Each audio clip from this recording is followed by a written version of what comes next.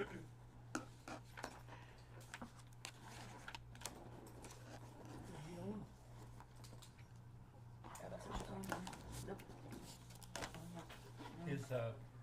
Diana still here, or is she coming back? No, she's not gonna make it tonight. Who's going to administer the oath? The judge? The judges. All right. We talked to her and told her we pay her $100. Can you do it? Can you do it slowly? Yes. And They actually have like places you can raise. short little things, because we do. I will remember. Sure you don't trip up. All right. Hey. Well, I guess we can get started. What do y'all think? Yeah. I'm just gonna turn on the thing. I don't know how to do that. There we go.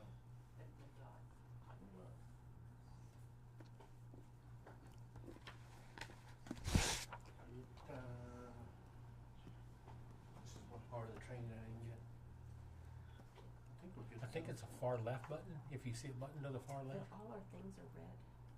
Yeah, I have to push them to turn them on. They're on. Mhm. but Oh, okay, good. I just turned it on. Okay. The camera? We should be good. Okay. I think everything's good. I don't know.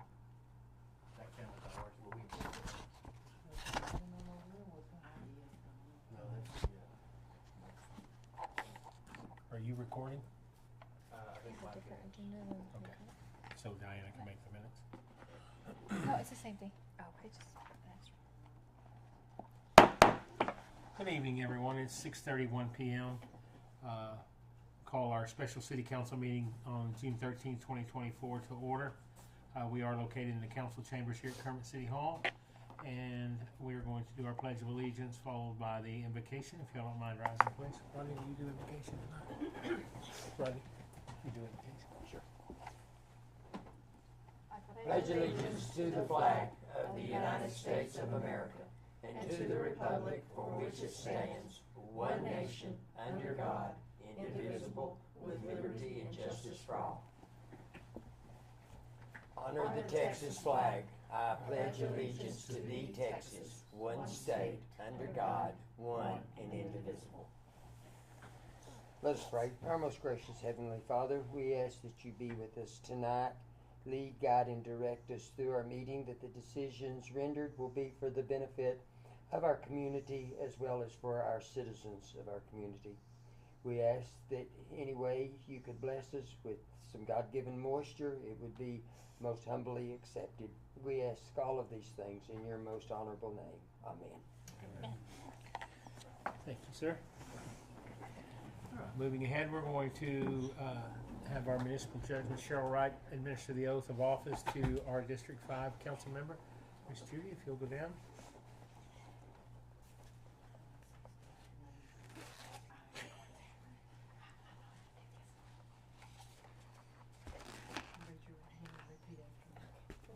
I state your name. I, Judy Williams, do solemnly swear or affirm that I have not directly or indirectly paid, offered, promised to pay, contributed,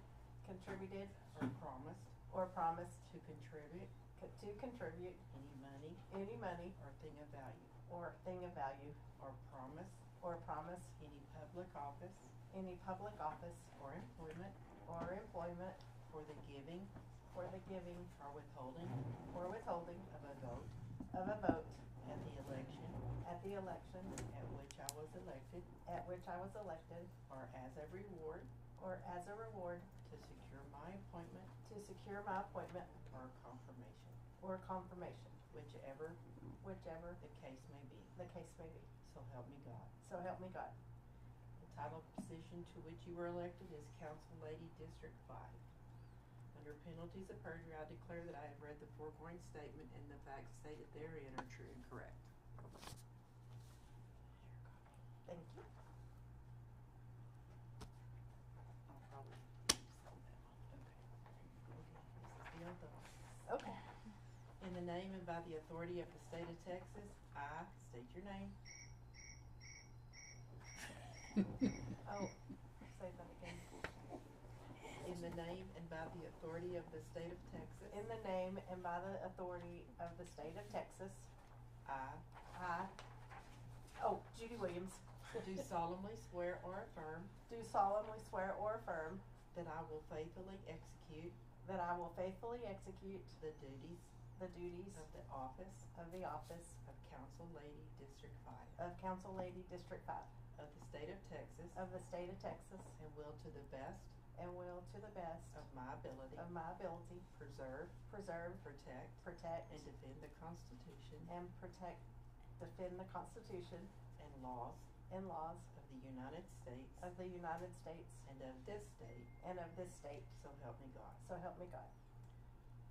Okay. I was subscribed and sworn here too that she's sworn to me. All So we right. will- Congratulations. Yeah, Thank you, ma'am.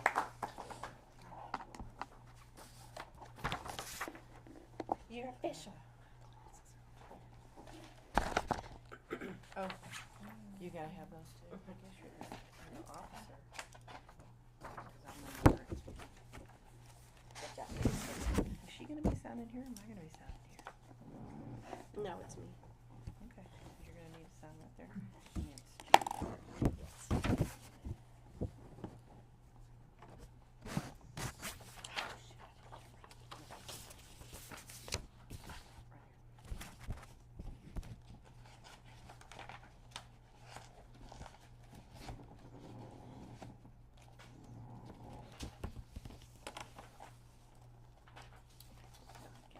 Thank you, Ruth.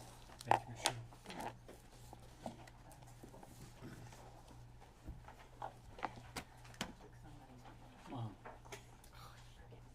Watch 'em. Congratulations. Thank you. All right, moving on. Item number 5 on our agenda, according to our city charter, the first meeting scheduled after our election, we need to appoint a mayor pro tem. We currently have Councilmember Hayes serving as our mayor pro tem, and I think he is willing to do that again. I make a motion. We keep Mr. Hayes on. I'll second. So we have a motion and a second to continue the appointment of Mayor Pro Tem Rodney Hayes. All in favor? Aye. Any opposed?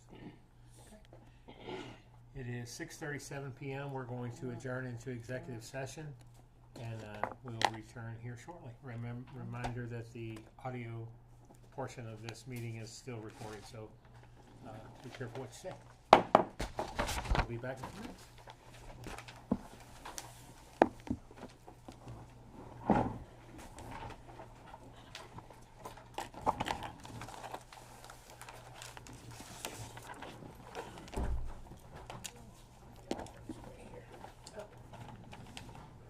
Watch your step.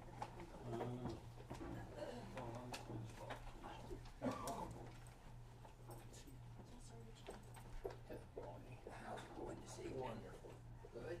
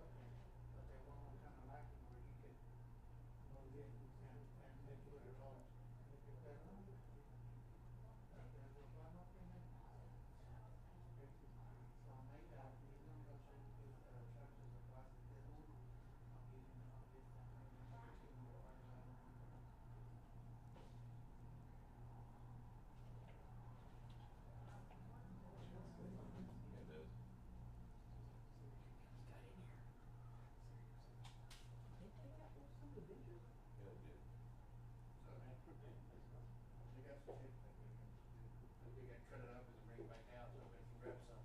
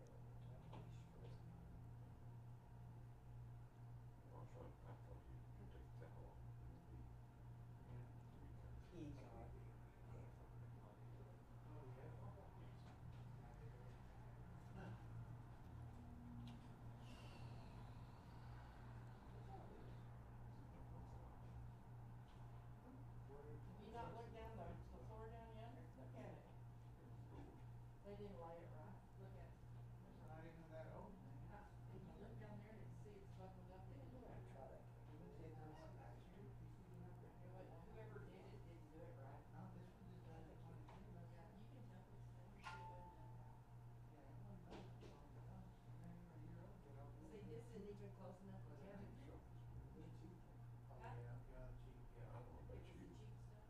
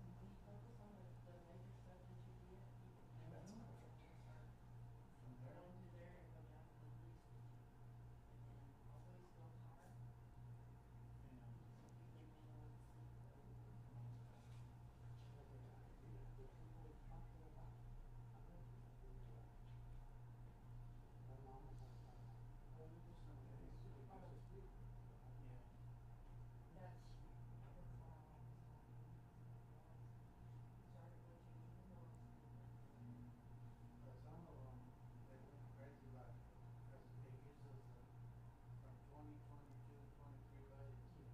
I have one, yeah, we'll one say like 10,000 here, but the year they gave me 8,000, then they went down to 4,000.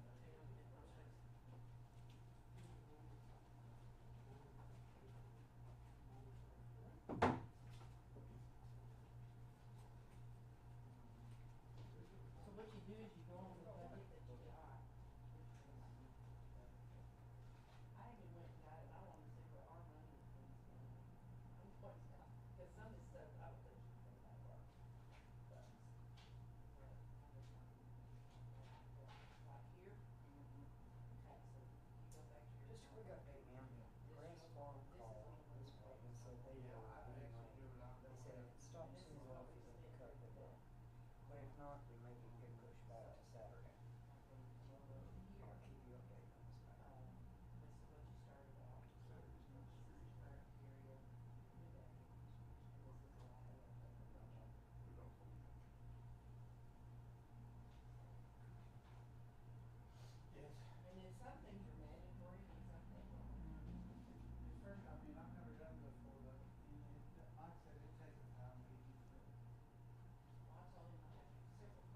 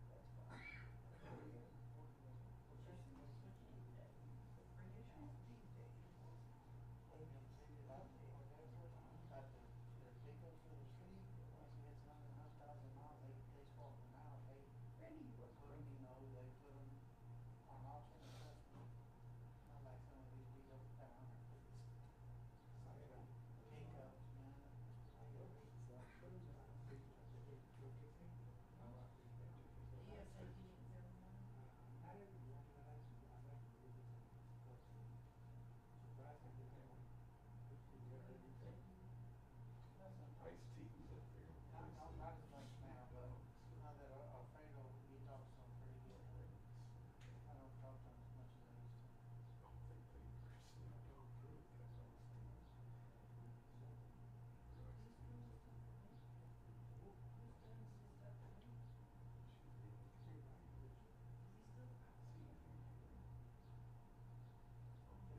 They keep telling people that to bring him in, and they never retire. I don't have to bring him around all my life, he's been out there.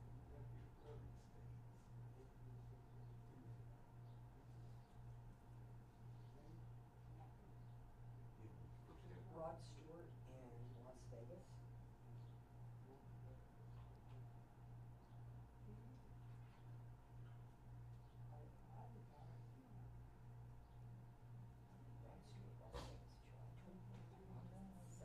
Vegas, July 27th. I work for, yeah, it's right after, September.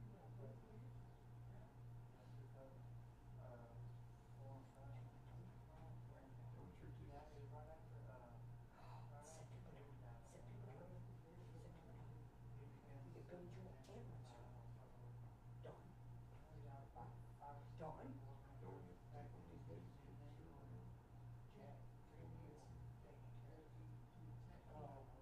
It's 4 days and 7 nights. $1,200 each.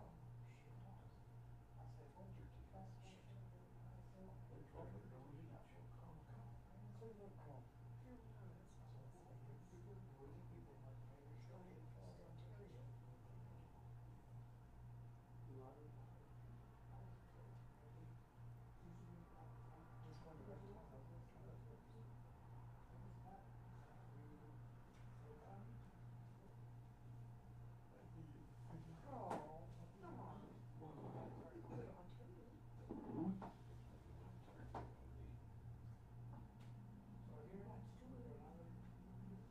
I'm just gonna tell them, so I can't go.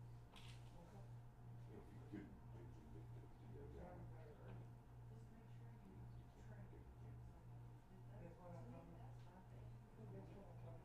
Well, that's what I'm asking. Good shot. Yes, I think that's the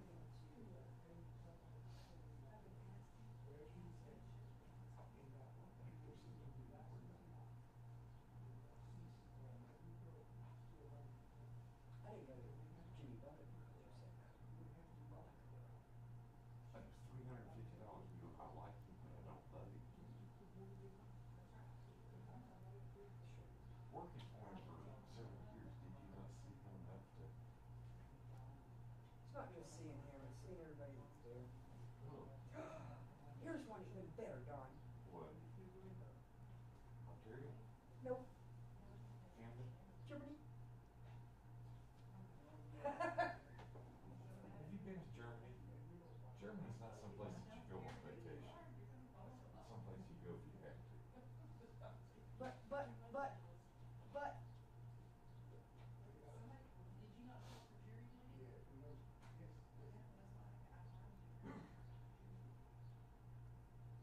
You should've showed up, didn't you? Like you used to.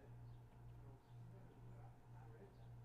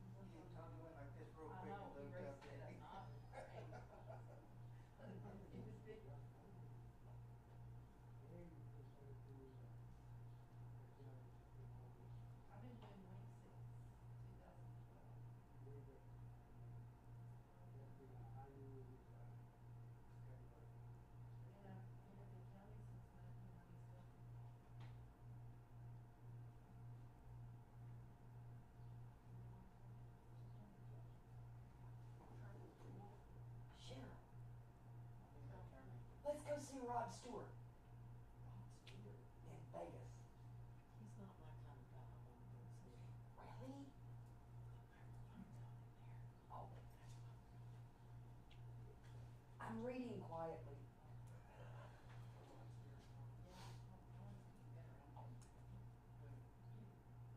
I was born here. Yeah, no, I wasn't born, but I moved to Wheat when I was 5, so, you know, been there ever since. I mean, I come to move.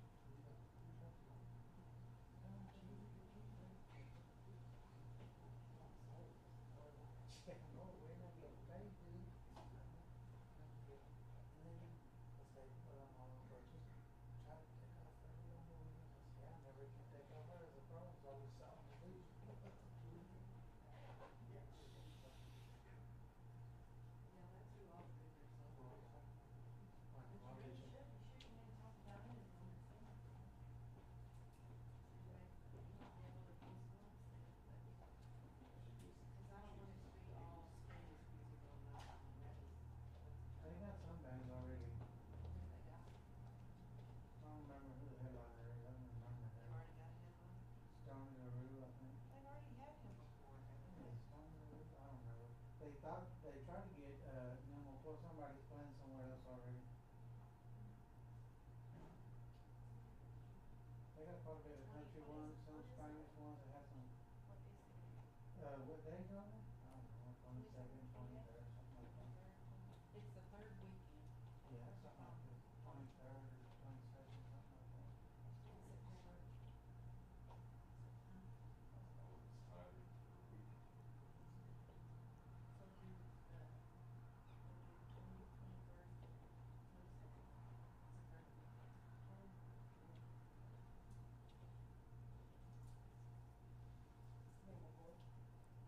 She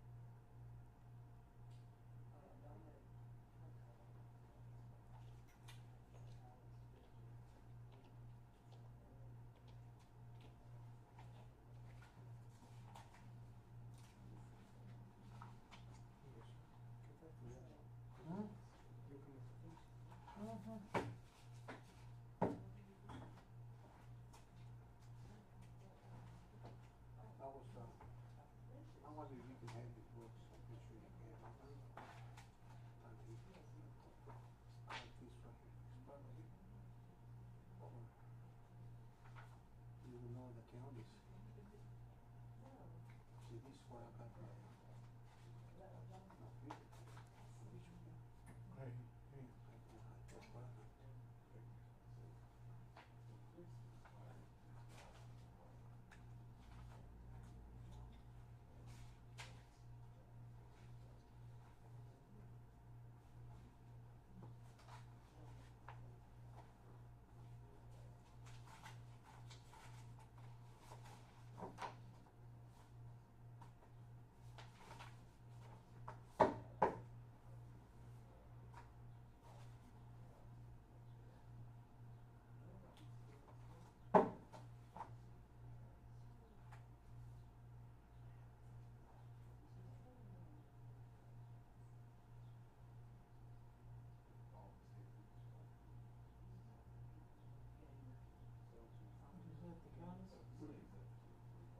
No tomo nota.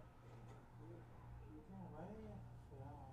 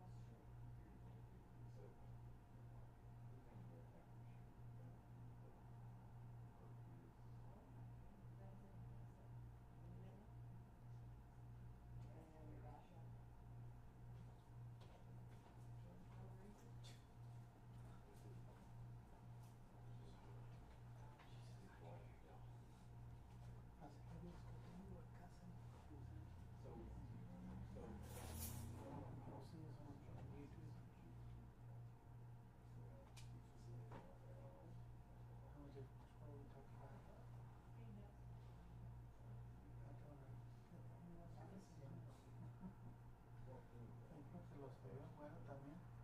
Ah, obvio, todos. México son.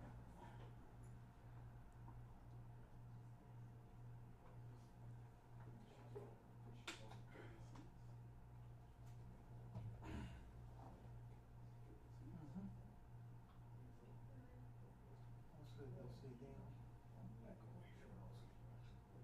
No, the pictures that I seen on Facebook or on YouTube, they can see the back of our heads. Okay, cuando miro en la casa, if I rewatch some of it, I'll see my boss head.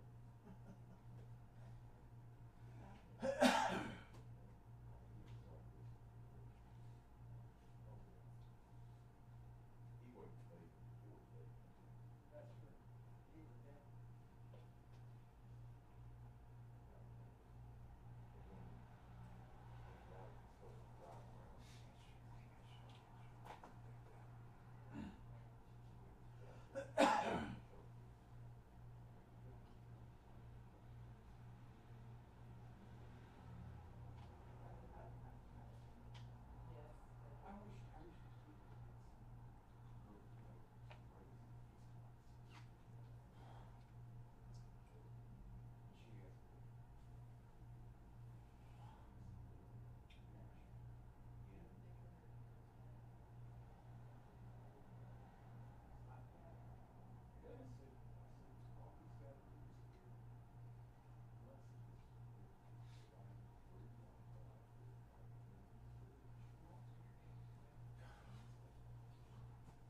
¿Tienes algo, César?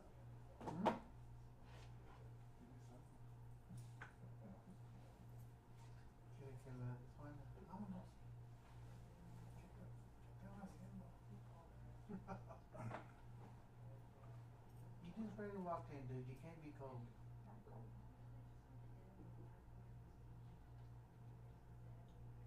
Mosquitoes coming in here. It's too cold.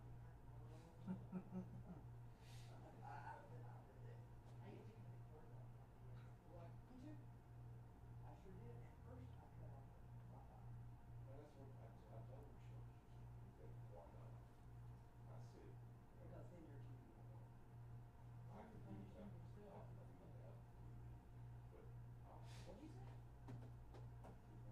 Anybody else on the big? but I'm seriously thinking about calling. Yeah,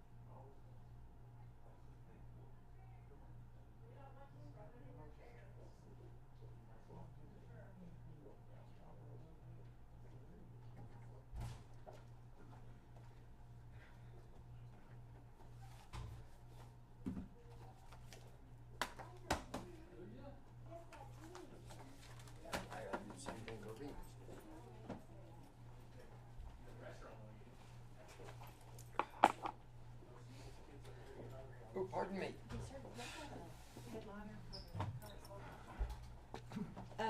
Karina has that answer. Because nobody was here to get me Neil McCoy. I know. He's open. He is? Yes. Oh my gosh. I just checked it. Don't tell me that. But he's expensive. Who is the headliner there? I don't know. Karina has all that. Oh, The what, Yeah, I'll Stony need to LaRue. ask her. oh, good. Tony LaRue and then Michael I didn't know Salgado. how to get a hold of her. He was here 5 or 6, 7 years ago. I know, but I wasn't even thinking about that. Who, Michael? No, Stone. Stone. Was he here? Yeah, maybe 8 years ago. I didn't see his name on the posters. He's already been here, done that. He's good though. But to make it good, Neil McCoy would have to get his mullet back. I bet we have 25,000 people here that night between those two big bands. Which one? The Michael Salgado and Stony LaRue. I don't know who Michael Scotto is. Oh, Stony, she did get Stony LaRue? Mhm. Oh, okay. Yeah, we got Stony. Neil McCoy still hasn't recovered from his bus being burned. What? Huh? What? Don't be talking about my man, Neil His McCoy. bus caught on fire. I know. He was good back in the day. He's out the door now. Back to Judy's prime. Yeah. Nobby needs. I'm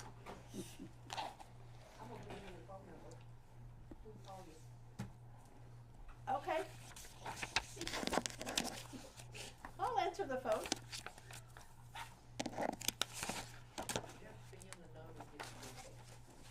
I'm gonna be up in, Henderson in 2 weeks. He's harassing that man. Right there by Longview. Huh? Okay, you come by and have coffee. I'd have to bring my Dr. Pepper.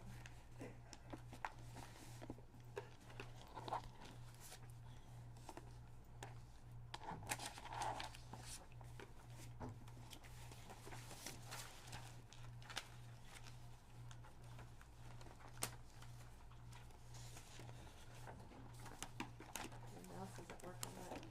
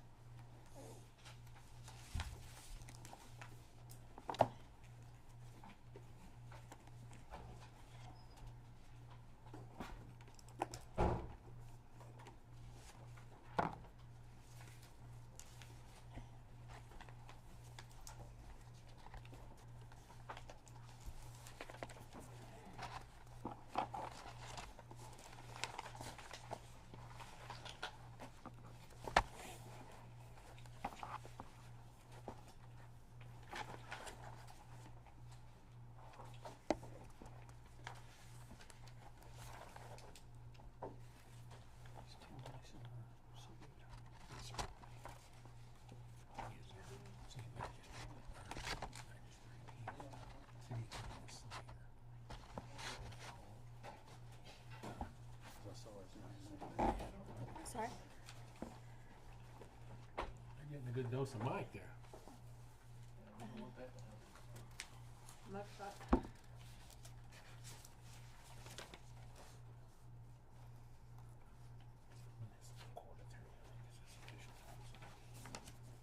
No, you don't gotta get that close. You're not even in it. Yeah, I that's know, not fair, that's the Judy. way I like it. Yeah.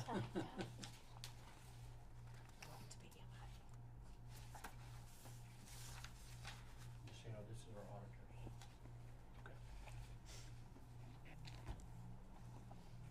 Is that up next? Yeah.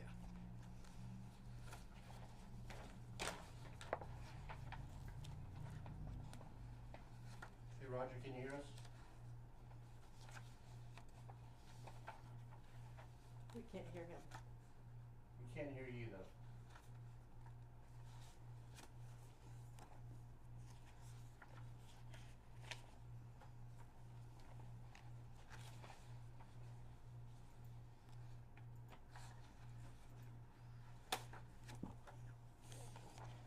Oh, see that? See, I didn't even see you come back. See that? I'm sorry. I was Yeah, waiting on you to click come on back. Now, Can you hear us? I can't hear you. yeah. There we go. Hey. Okay, I was about to type. Okay. Nice. Okay. All good? Yeah, we're gonna reconvene out of executive session and then we'll be ready. Okay, awesome. Okay, it is 8:07 p.m. We have come out of executive session and we have no actions to discuss. So we'll move on to the consent agenda. First thing up is our auditor's fiscal year 2022-2023. Mayor Council, you have before you the audit from our auditor, Whitley Penn. So you have the actual audit that was provided to you, that's in the black binder. You also have before you a letter that is on the city permit letterhead that's provided by, well, it should be, but it says Whitley Penn, it's what I signed, it actually gives you kind of just a journal entry that we have. Roger Tovar will be able to provide you more information on the audit. I can tell you that it was a lot of work got put into this. There were some things that we weren't aware of that needed to be done, such as there was a new GASB requirement that required that we have all of our software records needed to, or software contracts needed to have a, they need to review it to find out, and Roger will be able to talk a little bit more about this, but basically find out if we had kind of a provision in there, I believe on the financing, and so that needed to be provided through that, so it took us a while to finally get that to them, which we finally did. That was a new provision that was brought in under the GASB rules, which is the generally acceptable standard, common standard practice. But overall, I can tell you that there were some items that we had in our finances, and Leanne Dumbold has done an excellent job of fixing those problems. She worked with the auditors and provided them information, made some corrections, and of the management actions I think that were out there, we have corrected probably most of them already. I think there may be a couple of them still left that we need to work through, but most of it's already been done. So if you have any questions for me, I'll be more than happy to answer it. If not, I'm sure that Roger will be able to talk a little bit more about it. All right. Well, thank you. Are y'all able to see my screen? Yes. Yes, sir. Okay, awesome. Alrighty. Yes. So we did just wrap up the audit not too long ago. We dated our opinion 6/11, so just a couple days ago. So I'll second the fact that there is a lot of work that comes with an audit, and so we really appreciate all of the help that came from management and the whole team. I know again, an audit does require a lot of support, and we were able to get through the audit and issue an opinion on the financial statement. So I do have the presentation that's going to go over the summary of the audit, and I'll just go through it, and you can stop me at any time if you have any questions, or you can ask me at the end, whatever works for you. As far as the financial statement audit, okay, there we go. When it comes to the financial statement audit, so we have management, which I already mentioned. Management is responsible for internal controls and the preparation of the financial statements. The city council, those charged with governance, are responsible for making sure that management is meeting those responsibilities. Our role as independent auditors is to accumulate enough evidence to be able to issue an opinion on those financial statements. As far as the financial statement audit, the purpose of the financial statement audit is to provide the users of the financial statement with reasonable assurance that they can rely on those financial statements and they can make informed decisions based on those. Our audit, we did audit fiscal year 23, so your audit report that you have in front of you includes all of the fiscal year 23 activity and then balances as of September 30th, 2023. Our opinion does not, we don't issue an opinion on management financial forecast or any fiscal periods that have yet to happen. As far as our goal as independent auditors, so it is to obtain reasonable assurance and to make sure that those financial statements are fairly presented. There is no absolute certainty. We do not audit 100% of your transactions, so it is a risk-based approach. We perform a risk assessment that drives the rest of our audit. And again, as I mentioned on that previous slide, our responsibility is to gather sufficient evidence that's going to allow us to provide that opinion on the financial statements. As far as the audit process itself, I just mentioned that it is a risk-based audit. So risk assessment kind of kicks off everything. We meet internally as an audit firm, and then subsequently we'll meet with management and we'll go over certain points. At this phase of the audit, we're determining what areas we need to be looking into. At any point during the audit, if we become aware of something that needs to change our risk assessment, we're allowed to do that. And again, that's going to drive our audit plan, our approach for whatever audit steps we're going to be performing. So once we take care of that, we'll start testing internal controls. In your case, you also had a single audit this year, which I'll talk about here in a minute. At this point, we're also testing your compliance with the federal, with your federal program, and then not just the compliance, but also to make sure that the city has controls over those compliance requirements. Once we take care of that, we'll move over to number 4, which is the substantive testing, and this is when we start looking at your account balances and confirming with financial institutions and all that, and then leads over to number 5, which is where we are today, issuing an opinion on the financial statements. As far as the opinion on the financial statements, there's a few options here. On the right-hand side is the unmodified opinion, so it's a clean opinion. This is the highest level of assurance that you can obtain on your financial statements. Anything outside of that, you're not getting the highest level of assurance. So at the end of the day, for any financial statement audit, your goal should be that unmodified opinion. As far as the financial statements themselves, we did issue an unmodified opinion. So this is, again, the highest level of assurance that you can obtain on those financial statements. As far as accounting standards that we have to follow, we have to conduct our audit in accordance with generally accepted auditing standards.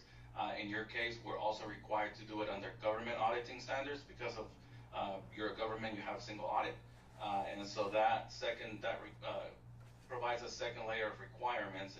In this case, we are required to make sure and to look into your internal controls and make sure that they are properly, that they're in place. As far as that report on internal control over and compliance over financial reporting, we did have a couple of findings that we had, which also included some recommendations. So the first one on here is the material weakness over the closing procedures, and this was triggered mainly because at the end of the year we had a significant amount of adjustments that came about due to just closing out the year. And then the second bullet point here has a significant deficiency, so we have a couple under there. One of them has to do with your tracking and monitoring your capital assets. And then the last one there is expenditures over budget. There were a couple of line items that were over budget. The first 2 on here are repeats from last year. So those are not necessarily new to the city, but there is something that, as Mike mentioned, it's something that the city has been working on. But nevertheless, they were still there during fiscal year 23. Along with that, we don't have any instances of non-compliance or any that are material to the financial statements. I mentioned a single audit a couple of slides ago. So anytime any governmental entity receives over $750,000 in federal funding, it triggers what we call a single audit. So it requires for us to go in there, look at your single audit, your program, make sure that there's compliance, that the city is complying with the significant compliance requirements, and that there are controls over those. So the ARPA funding in fiscal year 23 exceeded that $750,000, so it triggered the single audit. So along with that, we also issued an unmodified opinion over the major federal program, which again, that is the highest level of assurance that you can obtain. And for your federal single audit, we do not have any findings. We don't have any findings related to the program in this case. We also do not have any instances of non-compliance or any question calls. So as far as the single audit, we didn't have any issues there. And this slide here goes over your financial statements. So just comparing 22 and 23 side by side, so you can kind of see how they compare. So this is your statement of net position. So this is everything. These are all your funds, including your capital assets, which is your long-term assets, and then some of the long-term liabilities. So this is everything. You can see there your total assets increased about $3.3 million from last year. Overall, your liabilities stayed pretty flat. Your deferred outflows and inflows relate to your pension liability and your OPEB. So overall, your net position increased $5 million over last year. And then you can see here the $5 million here is 5.1. There's some rounding here, but you can see how your revenues and expenses kind of compare year over year. So total revenues this year were 13.2 versus 10.1 last year. The biggest difference there is in your general revenue. That 1.4 has to do with some of that ARPA funding that I mentioned. Some of that was recognized as revenue, which in the past it was unearned revenue, so it was just carried on your balance sheet. In fiscal year 23, some of that was actually recognized as revenue, so that's why your revenues increased about $3 million over last year. That in addition to more revenue from your taxes. Your total expenses for fiscal year 23 was approximately $8.1 million compared to 7.5. So overall, your change in that position, so your increase and your bottom line was a little bit over $5 million compared to last year. Last year you were at 2.7 increase. And so, and this slide here has your enterprise fund. So the ones before, again, I mentioned it was everything, including enterprise, governmental activities, everything. This is just your enterprise funds, just your water fund, as well as your solid waste fund. And so the only thing I want to point out here, I mean, you can see your revenues, your expenses this year. Towards the bottom there, you see your change in that position. So this will be how much did your revenues exceeded your expenses for the current year.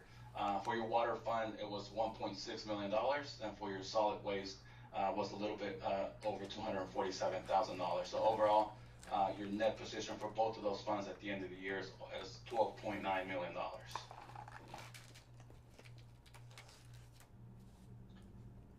And focusing only on your operating funds or your general fund this year, your 2023 revenues was $4.8 million. You can see there kind of a visual here. The majority of your revenues there is from your sales tax. You had about 2.7. Then your property taxes was a little bit under $1 million, so that was about 17%. And then you can see there the breakdown of where the rest of your revenue in your general fund came from. So $4.8 million in revenue compared to $4.9 in expenditures in your general fund. Again, you can see there where the expenditures are going in your general fund. So almost half of those is for public safety. And then the second biggest piece of the pie here is your general government. It's about 23%. And then these are just a brief summary on your budget to actual in your general fund. So you can see there on the first column there, you have your final budget compared to the actual, and just kind of how the variance overall. This is just overall. Your total revenues were under budget by about $100,000. Including your sales tax was $200,000. Other revenue was $87,000. Total expenditures were over budget by about $0.1 million. And you can see the rest of there as far as your transfers. Your fund balance in your general fund at the end of the year was $2.7 million, which is an increase of almost $2 million from last year. And a lot of that has to do with some transfers that went into your general fund. The last couple of slides that I have on here is just required communications. As an auditor, we are required to communicate a few things to you. The first one here is during the process of our audit, we do look at some of your policies that are in place.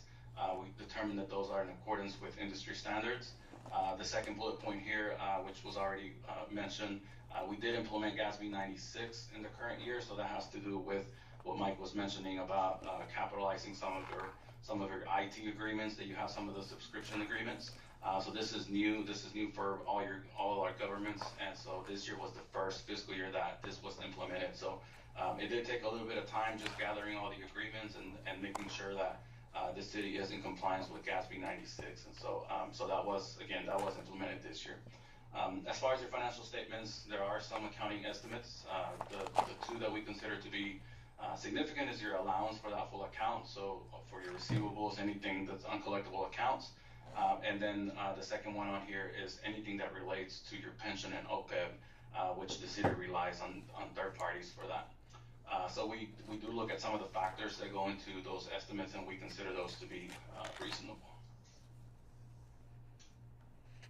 We're also required to communicate to you if we've had any difficulties during the audit with management. We had any disagreements with management.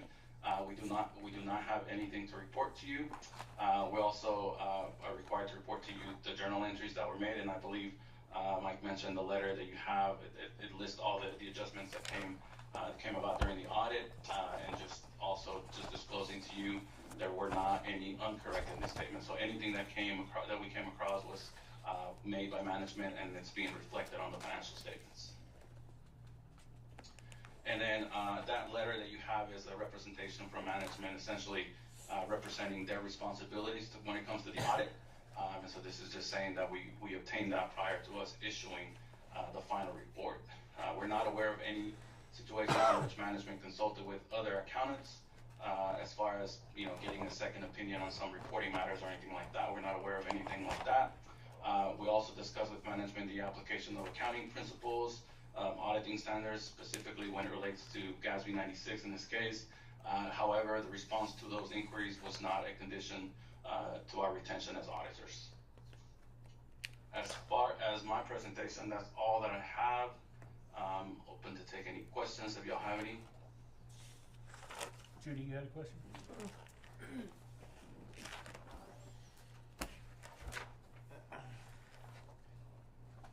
I guess the only question I would have is, how does this audit relate to audits in the past? Are we getting things in the right direction?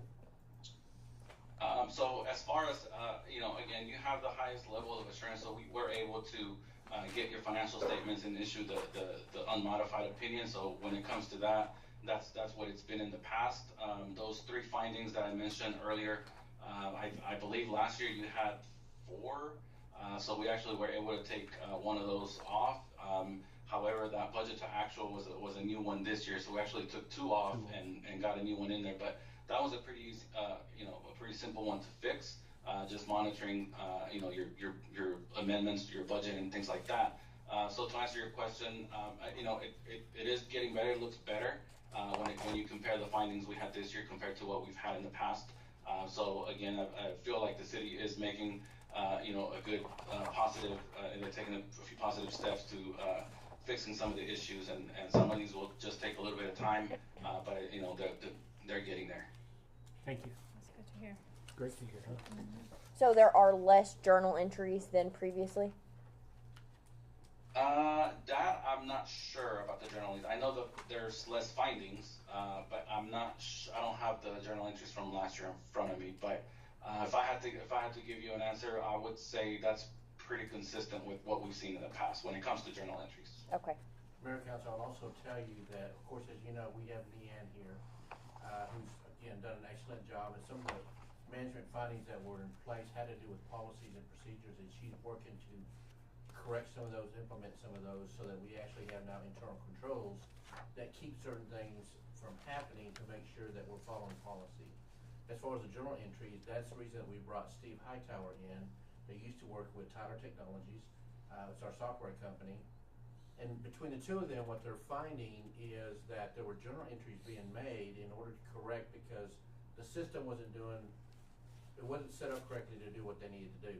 Steve is going through there and he's fixing the errors that we're finding in the system, so that we're allowing the software system to make those entries for us, which will dramatically decrease the number of journal entries that have to be made. And so, again, that's one of those policies that we're looking for. So they've corrected a number of items already. Steve is spending his time training staff, but also ensuring that the system is set up correctly so that we don't have to do journal entries. Leanne is working on the compliance side and the audit side to make sure that everything's getting balanced. She's balancing our insurance information. She's balancing, our accounts. As you know, when I came in, we had 13 checking accounts. We're now down to 3, but 2 of those are required to be separate, but we have now just one consolidated cash account where we have all our money in. But the system's now been set up so that we still have our funds that we look for. We still have our accounts that we know where the revenue's coming in. Even though it's one bank account, we know how much each one of those are bringing in, and we're able to run a report based on that. Very similar to your household. You bring in a check, your spouse brings in a check, it goes into one cash account or one pool cash account, but you know what each one are bringing in, and we're able to do that now with our system. And so the utility billing has been corrected on some of the errors we had there. We had some inadvertent items in payroll that were being sent to a different account that were now being corrected. You know, it's stuff like that that they're finding just errors on, and when they're finding that error, they're fixing it. Previously, they would make a journal entry to correct it and put it where it needed to be. Now we're correcting the issue so that we don't have to worry about a journal entry. So that is a part of what Steve and Dan are working on.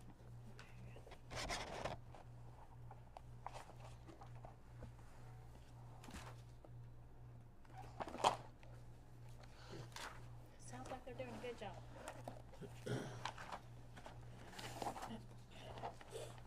So the audit package is part of the consent agenda. We'll need a motion to accept the audit report after we're through with the accounts payable. Is that correct? We can just make it all at one time. Simply take it out as its own item. This item, just for clarification, it's not, you're not approving the audit, you're simply accepting the audit that's presented before you. So we can pull consent agenda item A out as consent agenda and just make a separate motion to accept the Whitley Penn report. I'll make a motion to accept the Whitley Penn report as presented. I'll second. A motion and a second to accept the Whitley Penn audit report. All in favor? Aye. Any opposed? And then the last thing on our agenda item is to make a motion to accept and approve the accounts payable.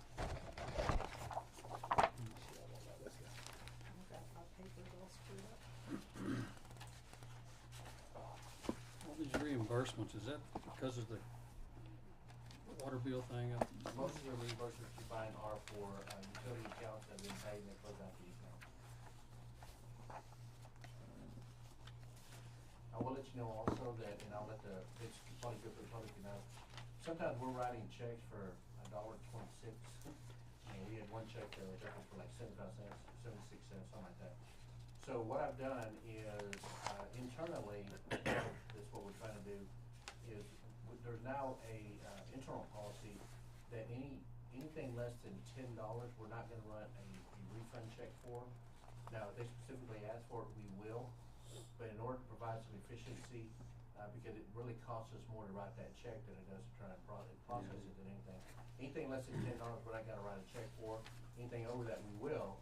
But if a customer comes in and says, you owe me $6.26, I want my check, we will write them a check.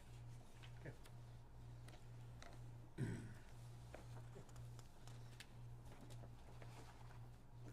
So do I hear a motion to accept consent agenda B, item B?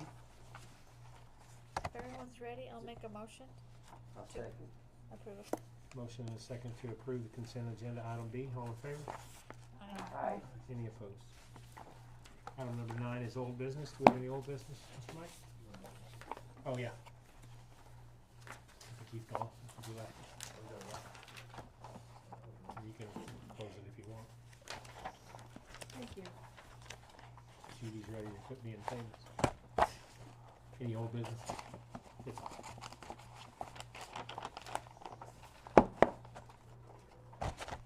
Okay, we don't have any old business. We'll move on to new business. First item is to discuss and consider appointment of the Parks and Rec Board.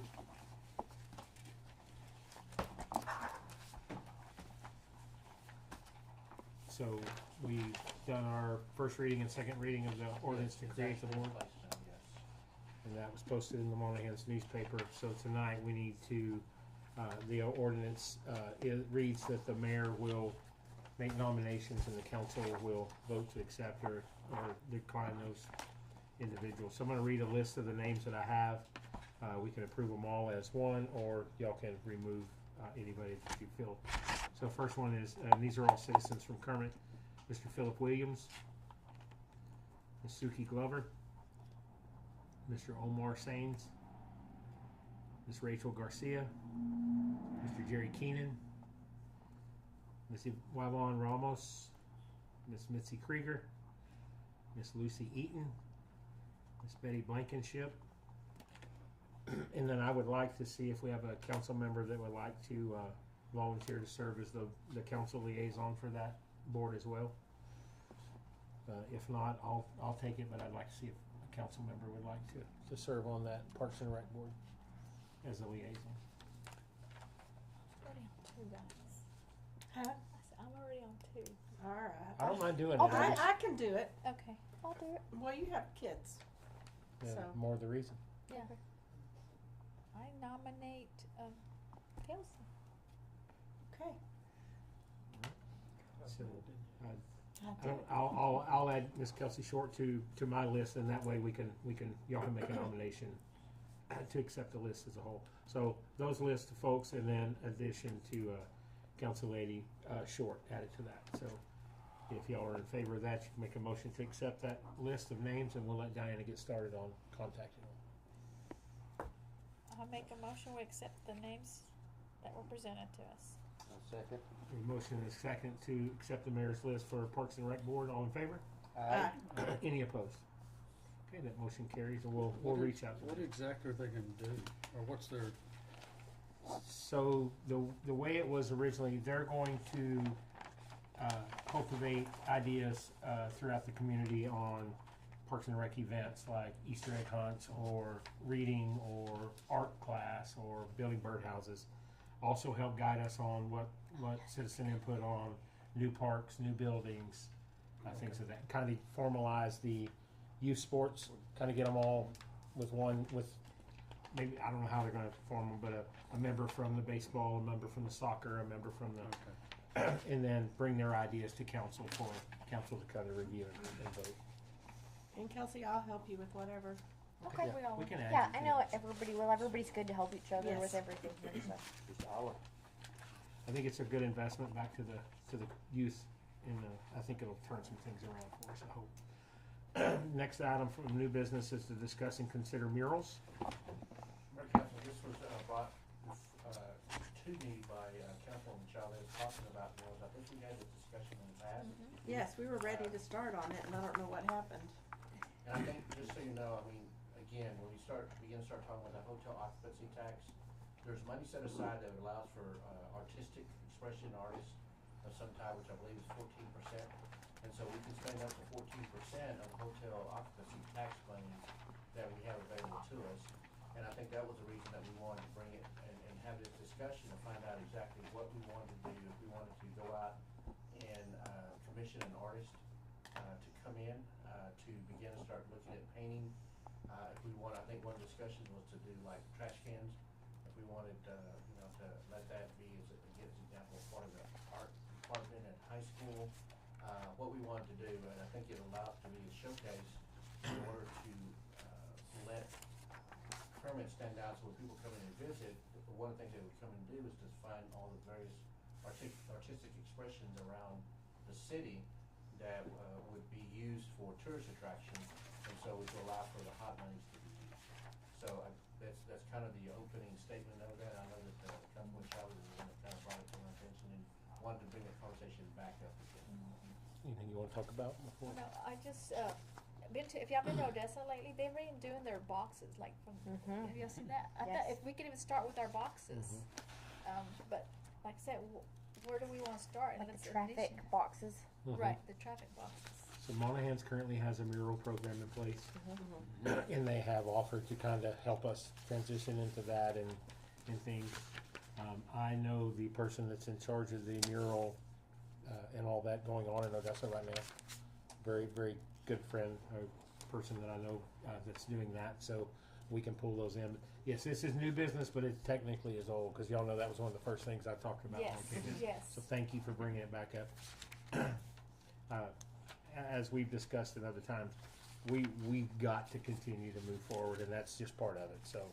And I have a building that we can start on I have one too. that I will, But we keep discussing where should we start? Is my thing. Like what? do you wanna start small and see how it So in my works? opinion, we'll have to form, Mike, correct me if I'm wrong, form some sort of a committee, somebody heading it up, and then just start reaching out to Monahans, Odessa, figure out how they did it, and then bring those back to council for funding approval and things of that nature. Okay. But basically, I don't know if we necessarily need to create a board. We could, but I think it's easier just to commit, Some type of ad hoc committee. ad hoc committee, to. Okay.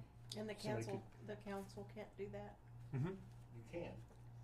We'd have to post it as a meeting, go through the whole process, I think, I'm not sure if the mayor's. If there's gonna be a quorum. But the ad hoc committee would be, as long as it's less than 3, they could meet and progress forward and bring something back.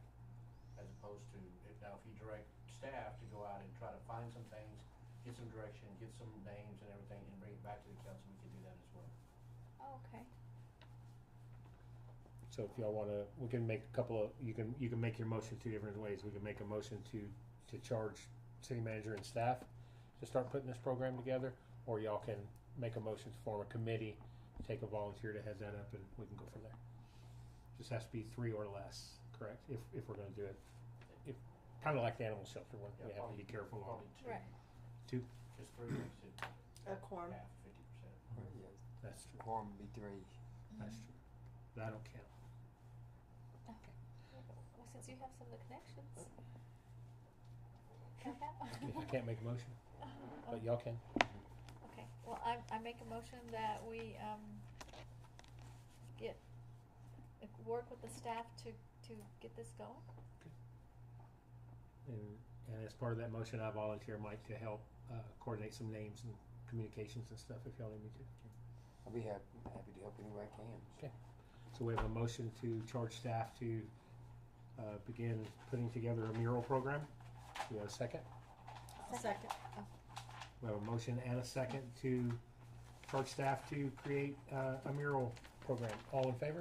Aye. Any opposed? Okay, great job, y'all. Thank you. We'll help out as well. Yeah. Good little teamwork. Item C is to discuss and consider fence bids. Mayor and Council, you have before you a couple of bids. One of the things that I do want to point out is you have bids from Monarca, and you have another set of bids from Level Hammer Heads. Now, you've got 2 bids essentially. One of them is marked Manufactured Homes, and another one is marked, I believe, City Shop. Just kind of for those that are not aware, and the Hammerheads was a part of the supplemental documents that I gave you earlier. That was something sitting there when you got to your desk. And so that's supplemental documents. And then in your package, you received the bid from Monarca. Let me tell you that we went out and attempted to get 3 bids. We contacted Monarca, we contacted Level Hammerheads, and we contacted Allstate Bids. We received 2 bids. You received the Monarca bid, because we received that bid, I believe, last week or the week before. You received the Level Hammerhead bid this morning, and that's the reason that you now have it before you, not just now looking at it. We received no response from Allstate. We were told that they would get in contact with us, and they have yet to reach out to us to talk to us about it. As a side note, just so you know, at our city shop last Monday, we were broke into. They broke into the side building, went in there and stole a lot of tools that we had, a lot of brand new tools that we had just bought. We had just bought I can't tell you how many dollars, I think maybe $2,500 worth of tools for the cemetery, Parks and Cemetery Department, and almost everything was stolen. They also stole the old dump truck that we had there. They grabbed the keys, they jumped in the dump truck, and they stole it. I don't know if they went joyriding, but it ended up in Wink. And so we ended up finding it there. Wink Police Department found it, let us know, so we went and picked it back up. They took the keys. We ended up having to use our spare keys to be able to get into that truck to bring it back.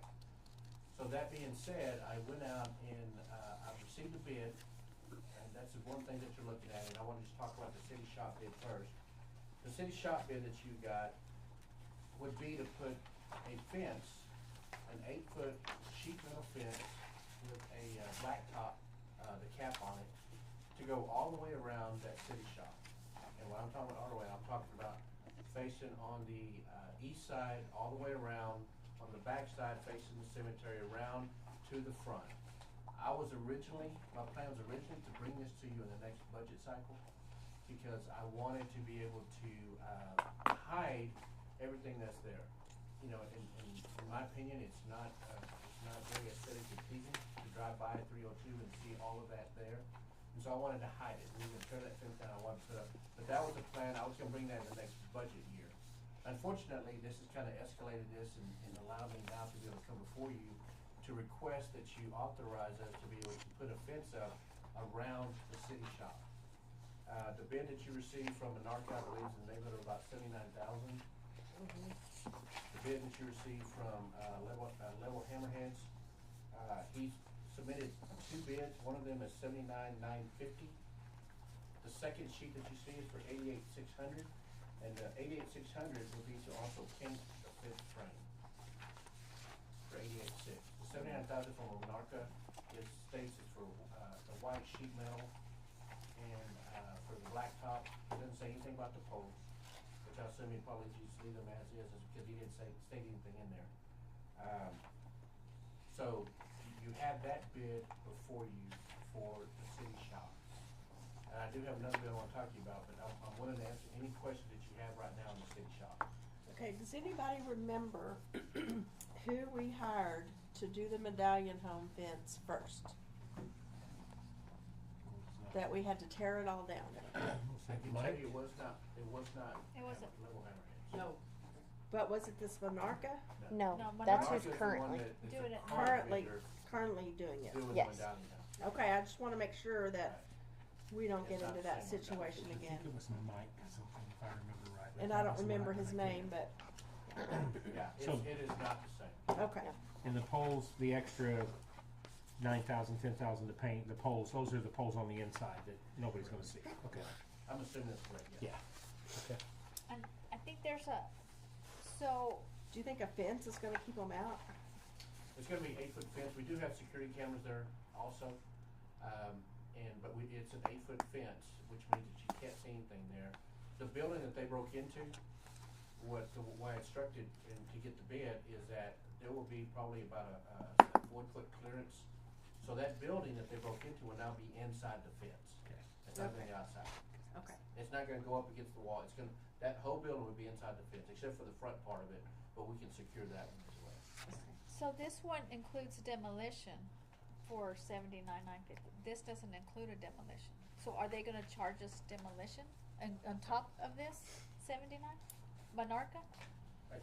Well, and Caesar could probably talk, he's been talking to, we instructed that the fence would be coming down, they would have to tear the fence down. Okay, but they didn't put it on their quote, Monarca didn't? Yeah. Whereas, It's not listed on here. whereas, the Level Hammerheads, they did. They charging us Yeah. $36,950. I don't know. Maybe we Yeah. should leave the old fence and put razor wire all along it. The 36,950 is not only the demo, but to set the poles, Right. weld the C-purlin, and that's all up in here in the top part. The only thing So, that's not in here, but if they were specified that, I would assume that's included if it was specified. I That's did, Was it specified? when Monarca when I took them out to go look at it, I did tell them that the bid would count as a, tearing down the old one and putting the new one on. So Okay. Monarca Okay, but if is no it's- going into it. They would but to remove the fence. If it's not in writing, Mm-hmm. they can come back and say, hey, Under the Uniform Commercial Code, it has, anything over $500 has to be released to writing. yeah. So, we would have to have them redo this bid and add the other things on it. And we can table that till next Yeah. meeting if we need to, Yeah, if you wanna do that. if y'all wanna do that. And what, if you don't mind, because I really believe this is kind of an urgent matter to get done. What I'll do is we'll reach out to Monarca, get them to clarify their bid, and then when you meet next week, we can have that on there if you want. I know that a couple are not gonna be able to be at that meeting, so I don't know if you wanna do it next week or just wait till our July meeting. What time is that meeting next week? It is 10 o'clock. I can come. And so again, we Yeah, can put it on it's July just a meeting. 10 o'clock meeting. It's just that's the reason you see it now is because It's this kinda is the, urgent. I'd this like is not to the go first ahead. time, second time. I'd like to go ahead and try to get something done, because we've been broke into, this is what, third or fourth time that's been broken into out there, and every time it's cost us out the wazoo with what they're getting. I mean, last time it was tools, it's been any and everything. So, here's a thought. We have Monarca busy right now with the Medallion Home, and we're just waiting for the panels to come in so they can fix that. Correct. So, I suggest possibly giving this Level Hammerheads the bid for the city shop, so we can go ahead and get that started. And then looking at the bid for the, Table the bid for, no, I think we could probably give, well, Well, You don't have to Yeah. award them both. could we do one at one and one at the well, other that's so what we I was can get thinking it done? about, Yeah. but theirs on Tornea is 55,000 as Yes. opposed to The 48.5. 48.5. I do think splitting it up is a good idea. I think that's a good idea. And again, Okay. they submitted 2 bids, one of them also for paint of the poles. But if we're not looking at painting poles, then No. we do the 48.5. While Monarca, I believe did, 55. 55. And that includes painting? It doesn't say it on here. Well, they would not paint the poles, but the sheet metal is white Mhm. and the cap would be black, the black trim.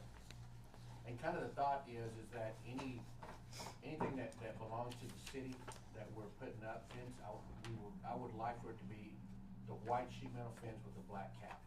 So that everybody drives around, when they see that, they know that it's the city property. Okay. Now, I do want, and again, in all transparency, I don't want anybody to come back and say, well, we didn't know that. I want you to know that Level Hammerhead is a valid business, but it is a brother to Caesar. Okay? But it is a valid business. I mean, That makes a he is in difference. business. He's currently doing work for us right now on some fences that were broken and busted up due to sanitation. And again, he submitted the low bid, and so he received the bid, and he's currently fixing some fences for us right now. Again, I want everybody to know, but I do also want to stress that Level Hammerhead is a very legitimate business, Okay. and this is what they do. I did have one question on Monarca's bid, and this is on the one on North Tornilla. It says the sliding doors and with electric openers and sliding doors, electric openers. Those are the gates, They'll be the gates going in. but they don't have that, gate motors. I see it now. I'm sorry. I overlooked it. I'm sorry. I see it now on the one for Level Hammerhead.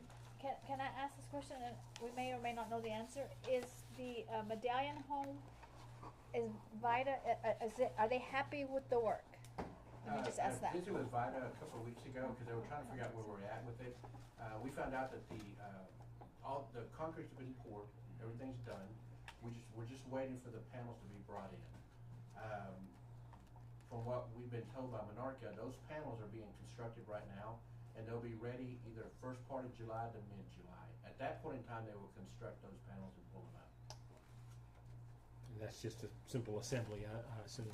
I took a trip out to the Medallion Home this Sunday, and the footer looks fantastic. It looks so much better than the other one.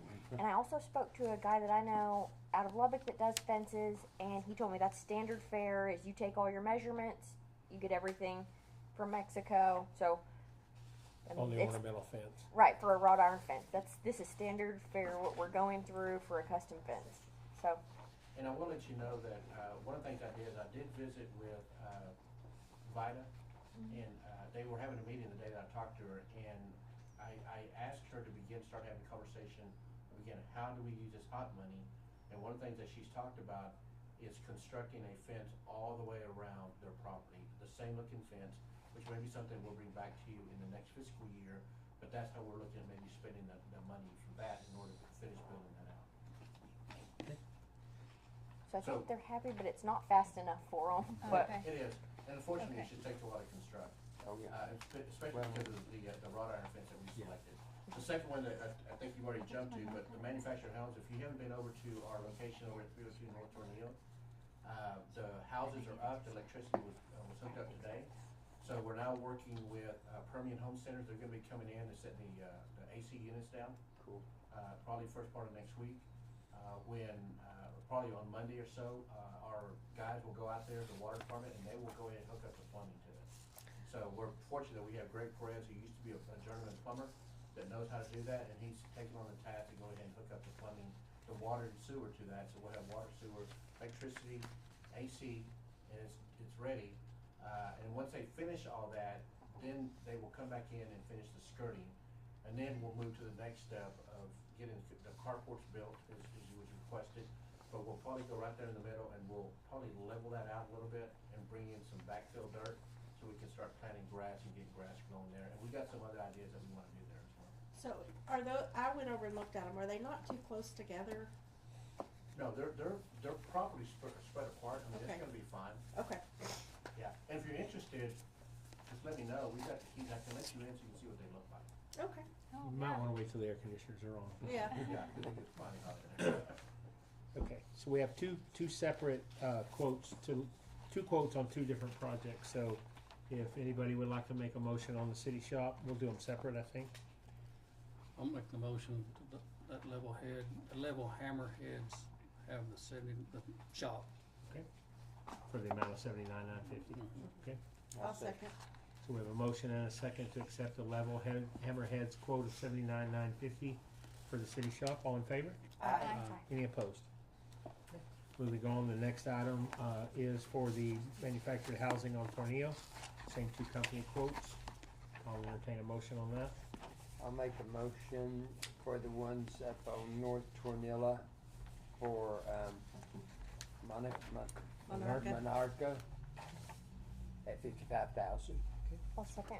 So a motion and a second to accept the Monarca bid of $55,000 for the manufactured housing fencing. All in favor? Aye. Any opposed? That motion carries. Thank you. That seems fair. Okay. And it's not putting all eggs in one basket either. I Yes, think that's a good, Yeah. I'm doing the same thing right now. Had the music turned up, aren't you? Okay, We'll the get them started on that right away. next item on that is discuss and consider two sanitation trucks. Mr. Mike, you're up. Mayor and Council, we've been discussing about trying to bring in our next two trucks, and I think I mentioned that. Currently, our two trucks that we're ordering, also are scheduled to be in about September, is the date they're still giving us. They're in line, it just takes a while to get in. Doesn't that keep getting moved back? Yes. Well, they were telling us August, and now that when I talked to the gentleman out of, Southwestern Equipment, he did say it's in line, so we're looking at sometime, in September. Cause at first it was like March or April. It was That's when- April. That's when the chassis would be in, The and chassis then they be- would And we're go, looking at the same thing again, just kinda so you know, the chassis, the chassis is being brought in from Doggett Freightliner out of Austin, I believe it's out of Austin. And then they will send that to, Southwestern Equipment Company, which is based in Justin, Texas, and Justin, Texas will put the can on, which is basically the unit. So the truck has to come in first, they take it over there. From everything that I've read, the truck was gonna be delivered in April. And that's what was gonna go to Justin, and once they received it, they put it in line to put the can on, and that's when they first said August, and then now they're telling me September. So, they're pretty much there. They're telling me that there are about, the moment that we place an order in, they're anywhere from 13 to 14 months out. So the reason I bring this to you is to request that we go ahead and order 2 more trucks. They will simply take a purchase order from us. We won't pay for it until next year. But if we order now, that means we'll get the truck like in August of next year. And so it's probably gonna follow the same cycle, you know, July or August next year. It's gonna follow the same cycle as we're looking at right now. But the plan is to have 4 brand new trucks. And then the best truck that we have, we'll put in the yard so that one of the trucks breaks down, we'll jump in the spare truck in order to continue to run the routes. And this is, of course, an overall plan, evil plan that I have, to begin start looking at a transfer station eventually. I began that discussion with Park Hill from the solid waste standpoint, and what that looks like, how much it's gonna take and everything. And so that's a part of what we're looking at. That'll actually decrease the wear and tear on these vehicles of driving back and forth to Odessa. Cause we have 2 coming in, right? Yes. Yes. And we still have 4 running, right? Or there 3? We Yeah. have We had 3, but they're all back on now. all 4 running, Yeah, they're 4 running now. but they take a beating. Oh, yes. You do. Absolutely. I think Oh, we- yeah, because you never know what people are throwing in those Now, dumpsters. are we trying to look at ordering the same brand, the same kind that we have from the other 2? It'll be the Freightliner, it's hooked up from, it'll be the Champion, which is what we ordered last time. Cause I just remember talking to Miller, he said it would just be easier to the parts. Parts and Streamline. So, Streamline, yeah, exactly. do you know, I don't remember offhand, I should've looked that up, I apologize, what we paid last time? Last time we paid $502,000, and so this is $9,000 less.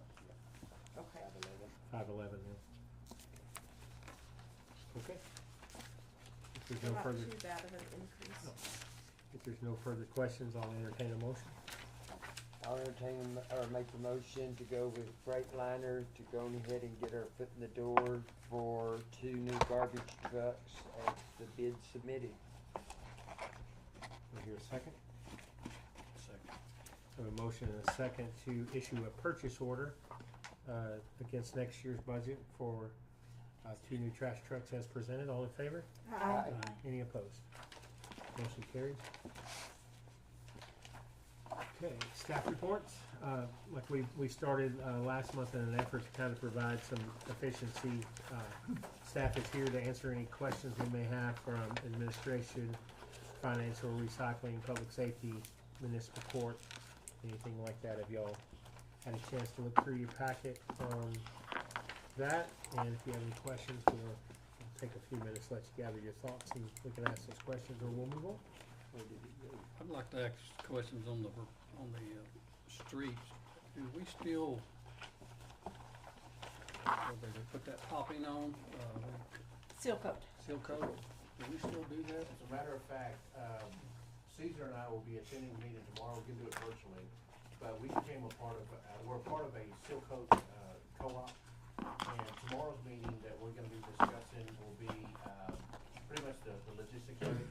And we'll find out then where we at in the list, and we'll know exactly what date they'll be coming in. What we're looking at seal coating will be on Campbell Street from Avenue D to Poplar. And then we'll do Avenue D, I think it's right there on the other side of the school. So Avenue D all the way up to Bryan. And then we're gonna do Bryan from East Avenue all the way to Poplar. So what happened was that we originally budgeted $50,000 for it. And because we had some savings on some of the things that the capital equipment that we were looking at buying and budgeted for came in way under. So we managed to find somebody to put over there, so we had shifted the budget to $125,000. Well, the bid came in even less than that. And so the original bid that we had without going all the way on Bryan from, which would be D now to Poplar, that was in the original estimate that we had. But the bid came in so low that we were able to add that piece of it, and we ended up finding out today that they're coming in about $121,000. We've budgeted $125,000, so we're still even under that, but that's going to get us started. And more footage. And we're covering more footage, yes. So so that is where we're at right now, and so you'll see that happening. We think I think Caesar said he thinks it's going to be probably sometime in August, and we may see that seal coat going on. But I can tell you this, is that while this is helpful, we are woefully behind on seal coating our streets. I looked at some of the co-ops of some of the cities that were in this co-op, and you had some cities that had budgeted up to from $250,000 up to $500,000. We need to look at that next budget. Yes. Yeah, because they used to, when I was younger, not very many years ago, they would do like half the town in a summer. And then they would do the other half the next year, you know. And then I don't know what happened, but all of a sudden they stopped doing that. Has it not been done in a while, has it? It's been a while. It's been a while. Yeah, it's been And several years. it's beginning to really show. Yeah.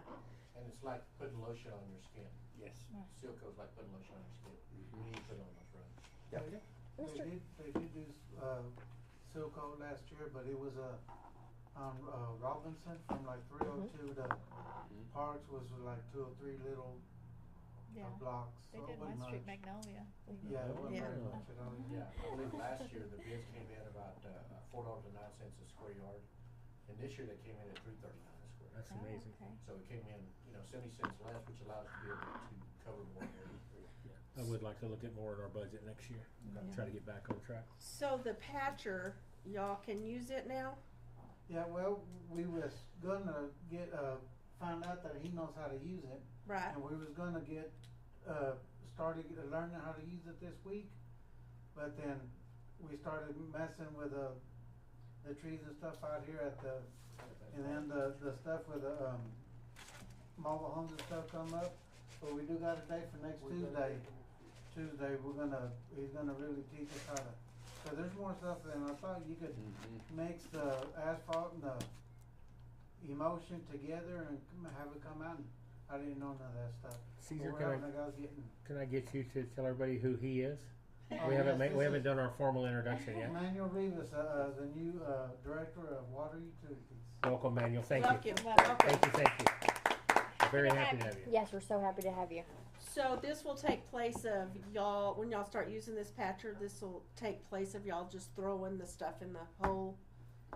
The dry. Yes. It'll be a more permanent fix Yeah.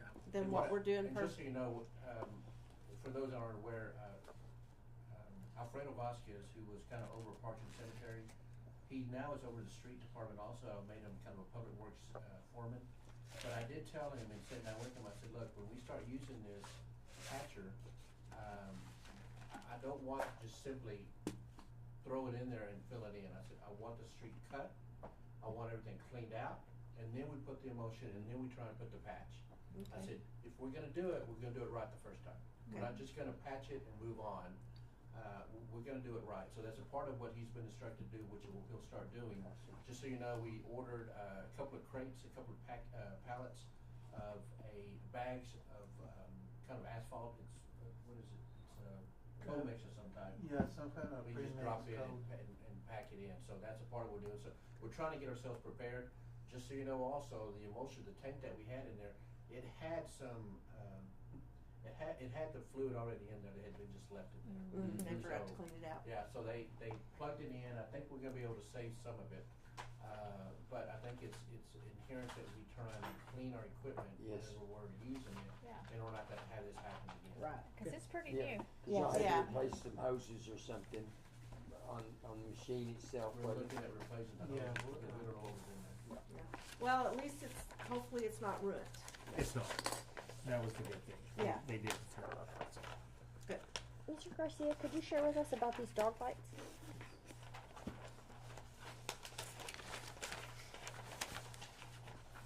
We had one on 5/27 and 24.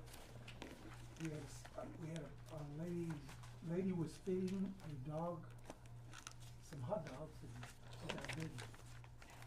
And she didn't call the police, she didn't call the dog from the hospital, we didn't call. But he was put in quarantine for 10 days because it was her own dog. Okay. And then on the 21st of May, we also had, let me see, Janie Woodward also got bitten by a dog, or she didn't have any broken skin or anything. We were unable to locate the dog. Okay. And then on the 20th, Robert Fisher was trying to help this dog that had got run over, and he got bitten. We put down the dog because he had a broken back, and nobody claimed him. On the 15th, Barbara Moreno called in a bite dog. The owner was located. He was cited for dog at large. Miss Moreno didn't have any broken skin on it.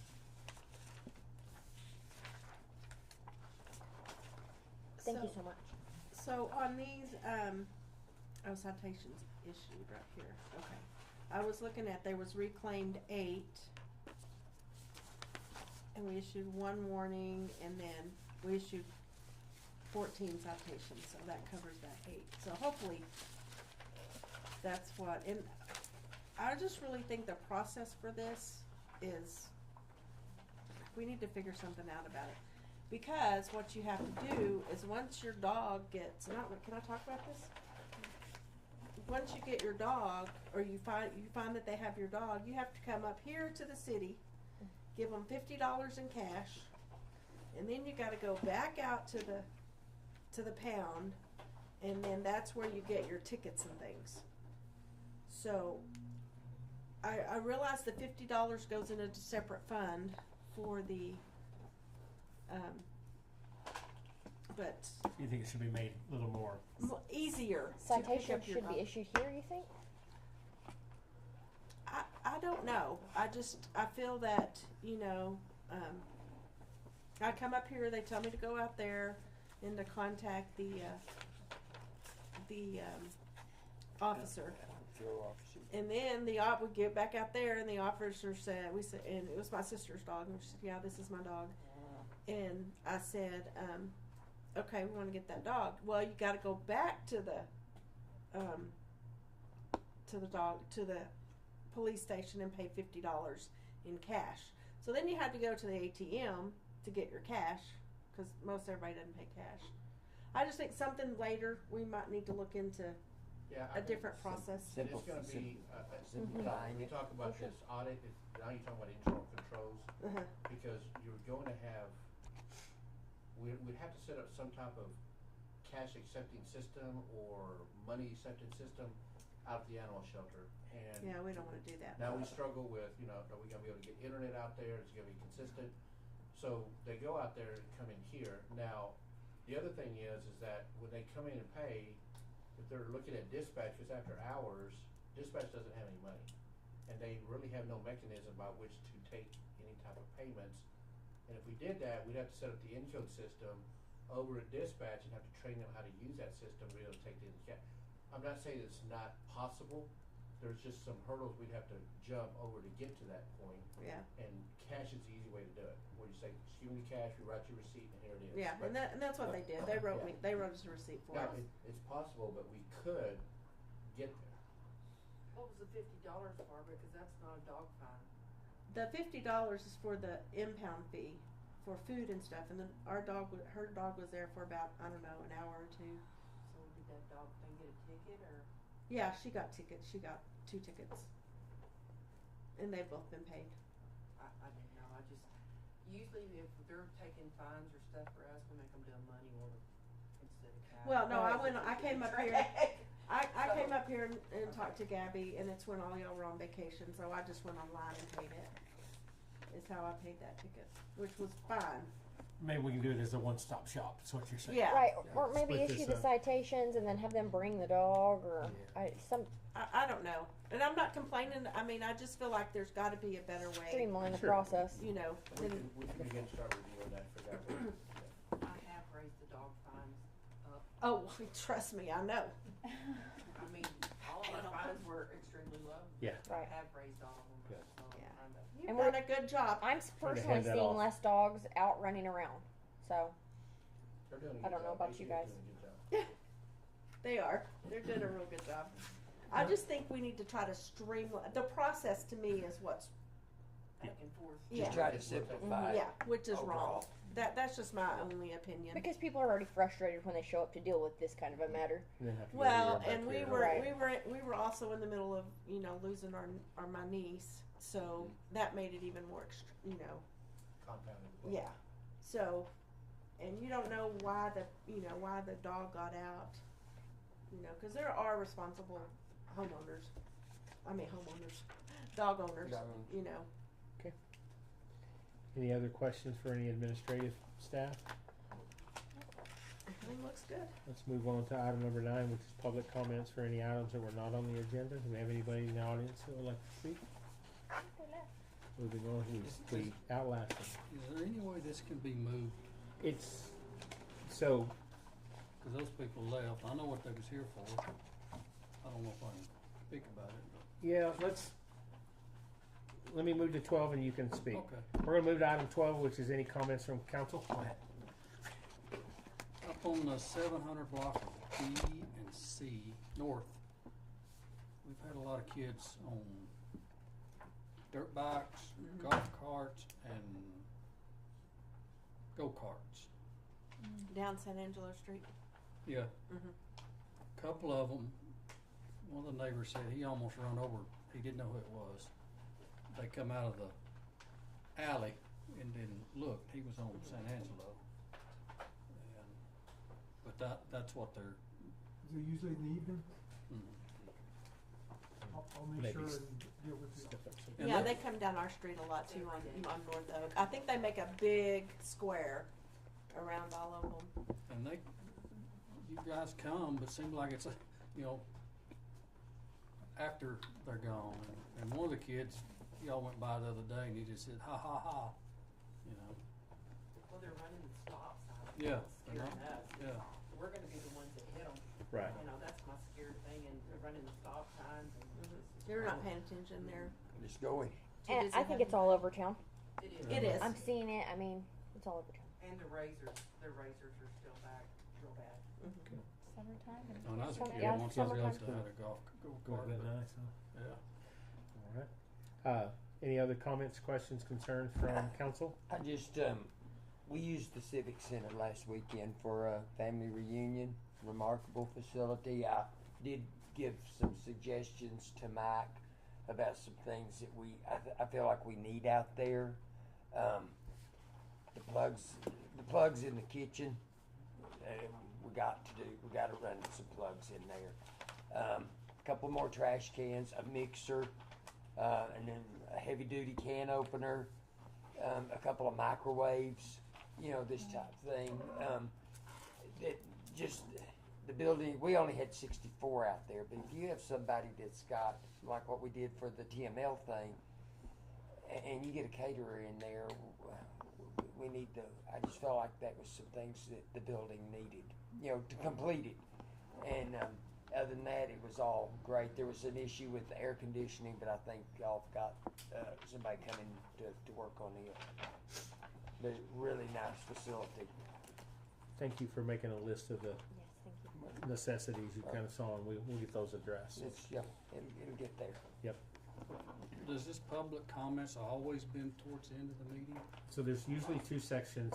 One is for public comments on anything on the agenda. It's usually at the front. I'm gonna see if Diana, if we can't Put it back remove up there. those. Yeah, there's always one at the front and one at the end, and I've always wondered why we didn't do them both together. Okay. Because a lot of people don't want to sit till after executive session, and Right. it's 9:15 at night. So I made me a note to speak to her. So we'll And see if we just, can't get council, just so you know, the council dictates the agenda, so if you want us to move it up, Mayor, we can move it up. I'll speak with her and see if we can't get both of those moved. Because that's a great thing. I have comments. I do too. You go ahead. I'll do I would both. like to share that I went out to the Medallion Home this Sunday, and if you guys have time from 2 to 4, go out there, please. And I know most of us have all been there before, but it's good to see those things with fresh eyes, especially now that we can, possibly make improvements. Yep. And see the projects that the ladies have been keeping up with over the years. It's truly remarkable, and it's a treasure for our town, and I just hope everybody could take a few minutes to go take a look at it. Yeah, because I think they sat out there with no air conditioning. There is a tiny air conditioner in is that a- house. I was shocked. Yeah. Usually they don't It have is, that. but the grounds are beautiful. We they did have it. The ladies kind of got upset about a deal. They had planted a tree, and Tony had it removed because he said it didn't belong out there. And they kind of upset him, so I told him we'd look at maybe trying to get that tree replaced. Why would Was it Just mowed dug over it up. possibly? Well, or? no, he didn't. No, he was about 4 foot tall, and he dug it up. And so anyway, it was that's not that big a deal, but something we might look at a little bit on down the road. Try to replace that tree. It was out in the front to the right side of the home. That's great. I don't have anything other than Diana just did leave Yes. this. If y'all, just a reminder if y'all interested in going. Get with And Diana. Monahans? Monahans, yes. On the July next 17th. month. July 17th. So if we can, have a presence there, it'd be great. Miss Judy, did you have anything else? Yes, I do.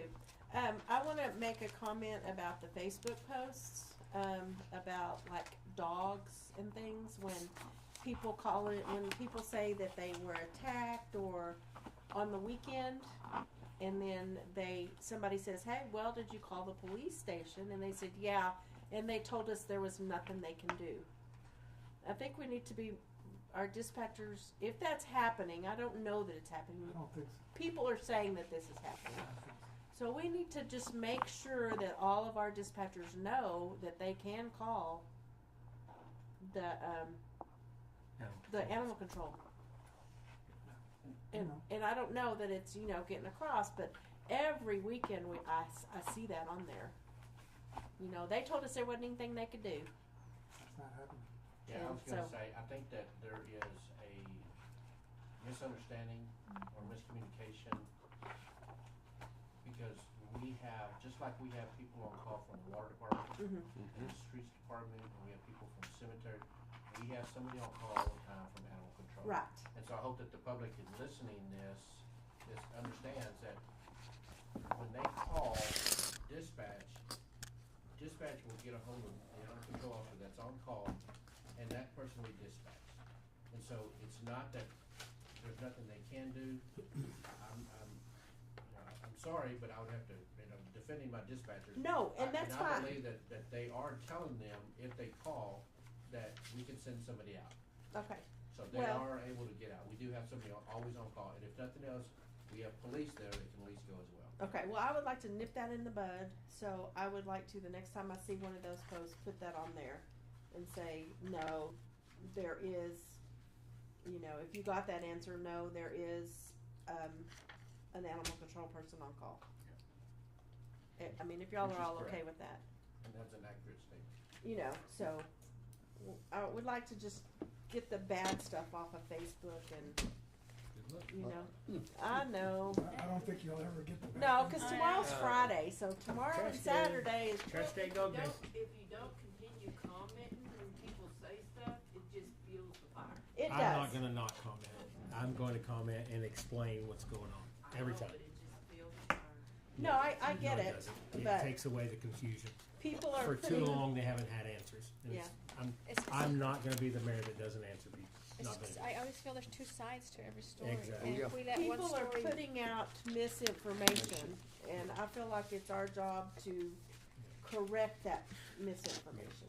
I agree with that. Has to be addressed. I think we have gotten to the point of transparency and we need to continue And I'm that. not backing that. I'm gonna let the mayor. Yeah, he does good. I was right along there with It's him for a frustrating, I while. promise. now Yeah, just- I know. I don't get It on is it, so I frustrating, don't know. No, But some of it they have a legitimate. but Yeah. tomorrow is Friday, so It'll all come. get ready Anybody else? for the Facebook Okay, post. I only have, two things. One is, there's a public hearing June 20th. I'll take a picture of this and see if Mike can send it out on Evertel for a, new pipeline that's being proposed from Louisiana out into the Delaware. It's called the Dela Express. They are holding it at the Winkler County Community Center on Thursday from 4 to 8 p.m. on June 20th. So I'll make sure this gets out, but it's way early in their process, but they'll be moving like 2 billion cubic feet of gas a day through this pipeline and everything. Anyway, it's kind of cool. It's public notice that they have to send out, so if y'all are free and interested in that. Thank y'all very much for the birthday cake and birthday wishes. I appreciate that. Oh, yeah, we do sing happy birthday to you. Yep. Hear a motion to adjourn? I'll make the motion, we adjourn. A second. I have a motion and a second to adjourn. All in favor? Aye. Any opposed? Meeting adjourned at 9:20 p.m. So can we sing happy birthday now? Now you can. Hold on. Are we off? Turn off your mic. You don't want that on public, though. I promise you that. Hey, I guess we're they all did it in battery the restaurant ridden tonight, down made me one. stand up during lunch, and the whole Okay. restaurant Oh, said, I "Don't was stand up." I didn't. I was in battery. Midland. It was cool. I would never last as long as I everyone have else to pay did. Rachel back. Dude, this was supposed to be for me. Mike, our short meeting was only 3 hours. I know. It's because we talk now too with- much. Rachel. Judy, would that be misinformation or disinformation that this meeting should be 2 hours? At any time. Only way 2 hours.